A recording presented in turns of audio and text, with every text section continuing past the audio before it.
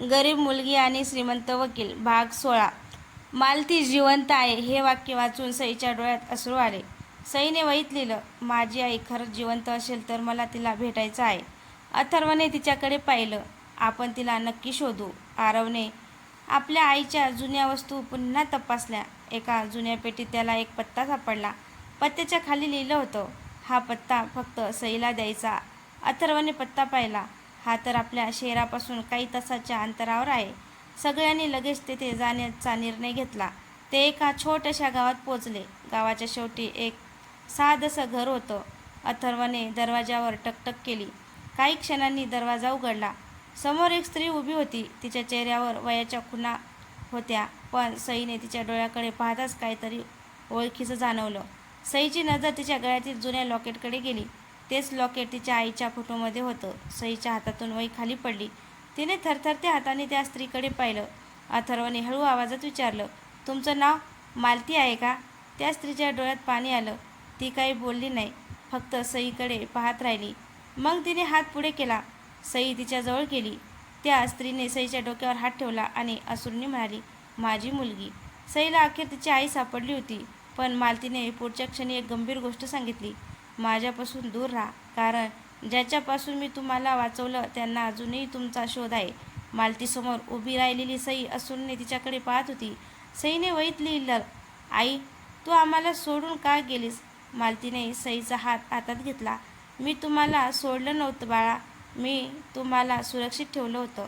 काव्याने आईला मिठी मारली. आम्ही तुला इतकी वर्ष शोधत होतो. मालतीच्या डोळ्यात अश्रू आले. मलाही तुमची खूप आठवण यायची, पण त्यावेळी माझ्याकडे दुसरा मार्ग नव्हता. अथर्वने विचारलं, तुम्हाला अजून कोणाचा धोका आहे? मालती काही क्षण शांत राहिली. मग तिने एक जुनी फाईल बाहेर काढली. फाईलमध्ये सईच्या वडिलांच्या प्रकरणातील सर्व कागदपत्र होती. मालती म्हणाली, तुमच्या वडिलांनी ज्या व्यक्तीचा पर्दाफाश करण्याचा प्रयत्न केला होता तो अजूनही मोकाट आहे. अथर्वने विचारलं, विनायक? मालतीने मान हलवली. नाही, विनायक फक्त त्याच्या योजनेचा एक भाग होता. सई आणि काव्य आश्चर्याने तिच्याकडे पाहू लागल्या. मालतीने फाईलमधून एक फोटो काढला. हा आहे त्या सगळ्या कटाचा मुख्य सूत्रधार. अथर्वने फोटो पाहिला. त्याचा चेहरा बदलला, कारण फोटोतील व्यक्ती त्याला चांगलीच ओळखीची होती. हे शक्यच नाही, सईने वहीत लिहिलं. कोण आहे? अथर्वने हळू आवाजात नाव घेतलं, माझ्या वडिलांचा सर्वात जवळचा मित्र रमेश. रमेश काका? मालती म्हणाली, हो, पण त्याच्या मागे अजून एक मोठं सत्य आहे. रमेश काकाचं नाव ऐकून सगळे शांत झाले. अथर्व म्हणाला, मला विश्वास बसत नाही. रमेश काकांनी तर इतकी वर्षे आपली मदत केली. मालतीने शांतपणे उत्तर दिलं, मदत केली, पण प्रत्येक वेळी सत्य सांगितलं नाही. सईने वहीत लिहिलं, मग बाबांनी त्याच्यावर विश्वास का ठेवला? मालती म्हणाली, कारण तुमच्या वडिलांना शेवटपर्यंत वाटत होतं की रमेश त्यांचा मित्र आहे, पण त्यांना जेव्हा सत्य कळलं तेव्हा खूप उशीर झाला होता. अथर्वने विचारलं, रमेश काकांना नेमकं काय हवं होतं? मालतीने एक जुना करार पुढे केला, तुमच्या वडिलांच्या संपत्तीवरचा अधिकार. अथर्वने कागद पाहिला. त्यावर रमेशची सही होती, पण खाली आणखी एक सही होती. सईने ती पाहताच आश्चर्याने वही घट्ट पकडली. ही सही तर? अथर्वने विचारलं, कोणाची आहे? सईने वहीत लिहिलं, माझ्या बाबांची. मालती म्हणाली, तुझ्या बाबांनी हा करार स्वच्छेने केला नव्हता. त्यांच्यावर दबाव आणला गेला होता. अचानक बाहेर गाडी थांबण्याचा आवाज आला. अथर्व खिडकीजवळ गेला. बाहेर रमेश काका उभे होते. ते घराकडे पाहत होते. मालतीने घाबरून सांगितलं, तो इथे कसा आला? अथर्व म्हणाला, कदाचित त्याला तुमचा जिवंत असल्याचं कळलं आहे. रमेश काकांनी दारावर टकटक केली. सगळे शांत झाले.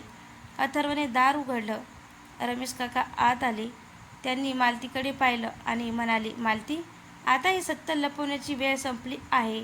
मालतीने विचारलं, मग आजवर तू शांत का होतास? रमेश काका काही क्षण शांत राहिले.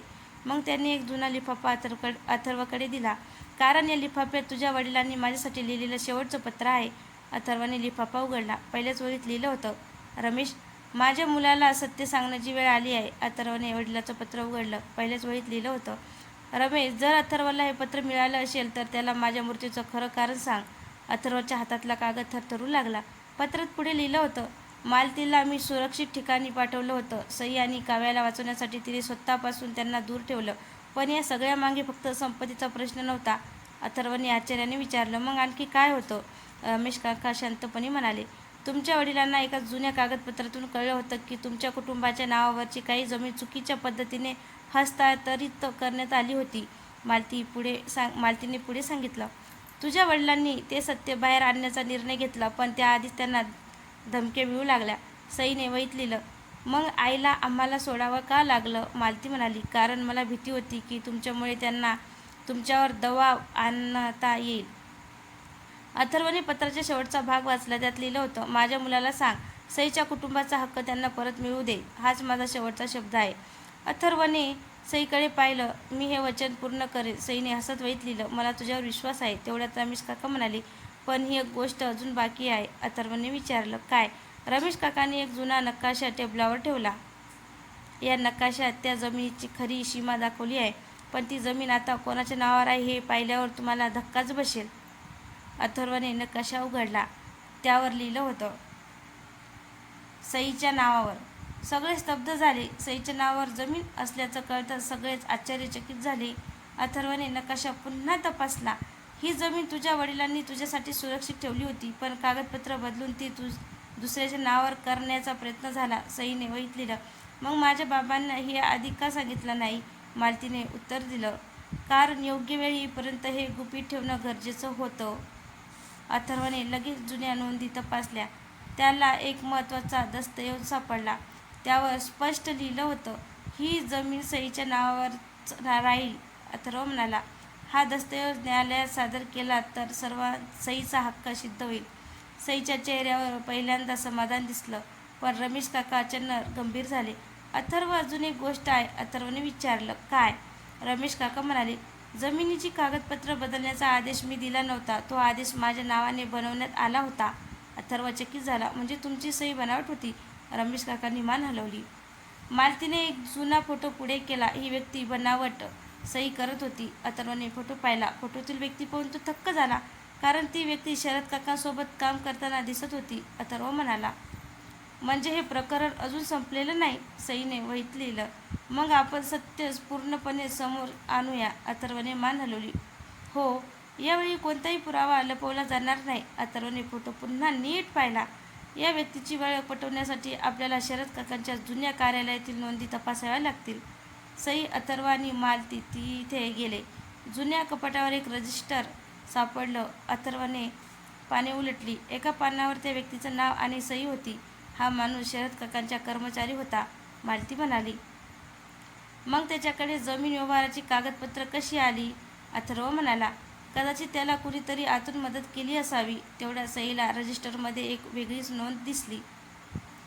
तिने वहीत लिहिलं, इथे रमेश काकाचं नाव का आहे? रमेश काका पुढे आले.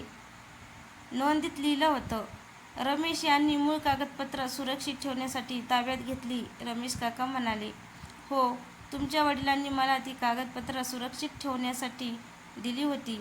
अथर्व म्हणाला, मग ती कागदपत्र कुठे आहेत? रमेश काकांनी एक छोटा पत्ता दिला. तुमच्या वडिलांनी ती कागदपत्र एका जुन्या वाचनालयात ठेवली होती. सगळे तिथं पोहोचले. पुस्तकाच्या कपाटामागे त्यांना एक लहान लॉकर सापडलं. लॉकरमध्ये मूळ जमीन कागदपत्र आणि सईच्या वडिलांचं शेवटचं पत्र होतं. अथर्वने पत्र उघडलं. त्यात लिहिलं होतं, सईला तिचा हक्क परत मिळाल्यावर ही जमीन विकू नका. तिच्यावर गरीब मुलांसाठी शिक्षणाचे केंद्र उभं करा. सईने पत्र छातीशी धरलं. तिने वहीत लिहिलं, बाबांचं स्वप्न मी नक्कीच पूर्ण करेल. अथर्व हसला. आणि मी तुझ्या प्रत्येक पावलावर तुझ्यासोबत असेल. आणि पण त्याच क्षणी फोन वाजला. समोरून बातमी आली. शरद काका अचानक बेपत्ता झाले आहेत. सगळ्यांच्या चेहऱ्यावर पुन्हा चिंता पसरली. शरद काका बेपत्ता झाल्याची बातमी ऐकून सगळे चिंतेत पडले. अथर्वने लगेच विचारलं, शेवटचे ते कुठे दिसले होते? फोनवरून उत्तर आलं, जुन्या न्यायालयाजवळ. अथर्व म्हणाला, आपण तिथे लगेच जाऊया. जुन्या न्यायालयाच्या बाहेर शरद काकांची गाडी उभी होती. गाडीमध्ये त्यांची बॅग होती. अथर्वने बॅग तपासली. त्यात एक छोटी डायरी सापडली. पहिल्याच पानावर लिहिलं होतं, मला काही झालं तर ही डायरी सईपर्यंत पोहोचवा. सईने डायरी हातात घेतली. डायरीत शरद काकांनी अनेक वर्षापूर्वीच्या घटनांची नोंद केली होती. एका पानावर लिहिलं होतं, मालती निर्दोष आहे. तिच्यावर आरोप करणारे कागद बनावट होते. पुढच्या पानावर एका व्यक्तीचं नाव होतं. अथर्वने ते नाव वाचलं आणि थपकला. हे तर विनायकच्या जुन्या साथीदाराचं नाव आहे. अचानक डायरीतून एक फोटो खाली पडला. फोटोच्या मागे एक पत्ता लिहिला होता, जुना गोदाम क्रमांक 3. अथर्व म्हणाला. कदाचित शरद काकांनी तिथे काही पुरावा ठेवला असेल. सगळे गोदामाकडे निघाले. गोदामात त्यांना एक जुना टेबल आणि काही फाईल्स दिसल्या. एका फाईलवर लिहिलं होतं, मालती प्रकरण, अंतिम पुरावा. अथर्वने फाईल उघडली. त्यात एक रेकॉर्डिंग होती. रेकॉर्डिंगमध्ये शरद काकांचा आवाज ऐकू आला. जर ही रेकॉर्डिंग तुम्हाला मिळाली असेल तर मला शोधण्याआधी एक काम करा. माझ्यावर विश्वास ठेवू नका. जोपर्यंत तुम्ही शेवटचं पत्र वाचत नाही तोपर्यंत. सई, अथर्व आणि मालती एकमेकांकडे पाहू लागले. शरद काकांच्या रेकॉर्डिंगनंतर अथर्वने फाईलमधील शेवटचं पत्र शोधायला सुरुवात केलं. काही क्षणांनी एक सीलबंद लिफाफा सापडला. त्यावर लिहिलं होतं, सईसाठी फक्त सत्य समजल्यानंतरचं उघडाव. सईने लिफाफा उघडला. पत्रात लिहिलं होतं, सई, तुझ्या आईवर झालेले आरोप खोटे होते, पण हे सगळं घडण्यामागे फक्त संपत्तीचा लोभ नव्हता. तुझ्या वडिलांकडे एक मोठा गैरव्यवहाराचा पुरावा होता. अथर्वने पुढचं पान वाचलं. तो पुरावा त्यांनी एका सुरक्षित ठिकाणी ठेवला होता. त्या ठिकाणची माहिती फक्त 3 लोकांना होती, मालती, रमेश आणि मी.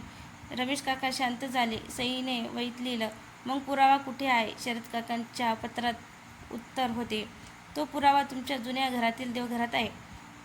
मालतीच्या चेहऱ्यावर अचानक काळजी दिसली. ती म्हणाली, देवघरातील त्या जुन्या पेटीबद्दल मला माहिती आहे.